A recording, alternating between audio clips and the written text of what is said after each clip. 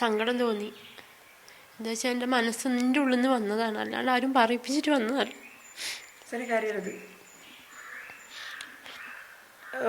അന്ന് പോയത് ആരെങ്കിലും നിർബന്ധിച്ചിട്ടായിരുന്നോ? ഒരിക്കലല്ല, എനിക്ക് അവരെ കാണണം തോന്നി അങ്ങനെ പോയത്. രാജ്യം മിനിസ്റ്ററെയും അതുപോലെ മുഖ്യമന്ത്രി നമ്മളെ ചേർത്ത് പിടിക്കുന്നവരെയല്ലേ നമ്മൾ സ്നേഹിക്കേണ്ടത്. അങ്ങനെ കാണണം തോന്നി അങ്ങനെ പോയതാ, ആരും നിർബന്ധിച്ച് കൊണ്ടുപോയതല്ല. മുഖ്യമന്ത്രിയെ കണ്ടപ്പോൾ എന്താ തോന്നിയത്?